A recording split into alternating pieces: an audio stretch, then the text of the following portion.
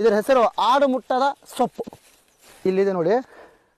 ಇದು ಆಡು ಎಲ್ಲ ನಮ್ಮನ ವನಸ್ಪತಿಗಳನ್ನು ತಿಂದರೆ ಈ ಮಾತ್ರ ವನಸ್ಪತಿಯನ್ನು ತಿನ್ನೋದಿಲ್ಲ. ಏನಕ್ಕೆ ತಿನ್ನೋದಿಲ್ಲ ಅನ್ನಪ್ಪರ, ಇದು ಒಳಗಿರುವಂಥ ನಮ್ಮ ವಿಷವನ್ನು ನಾಶ ಮಾಡುವುದರಲ್ಲಿ ಶಕ್ತಿ ಇದೆ.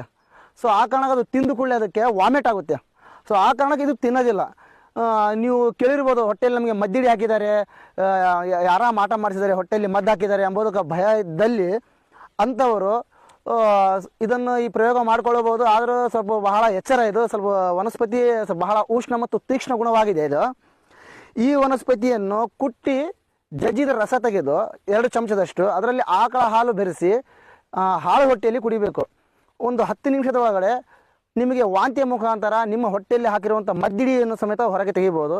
ಸೊ ಇದು ಭಾಳ ನಾವಂತರೂ ಮಾಡಿಸ್ತೀವಿ. ಈಗಲೂ ನಮ್ಮ ಗಂಗಾವತಿ ಕ್ಷೇತ್ರದಲ್ಲಿ ಹೊಟ್ಟೆಯಲ್ಲಿ ಮದ್ದಿಡಿ ಆಗಿದ್ದ ಪರ ನಾವು ಇದನ್ನು ವಾಂತಿಯನ್ನು ಮಾಡಿಸ್ತೀವಿ. ಸೊ ಇದು ಈ ವನಸ್ಪತಿ ನೋಡ್ಕೊಳ್ಳಿ ನೀವು.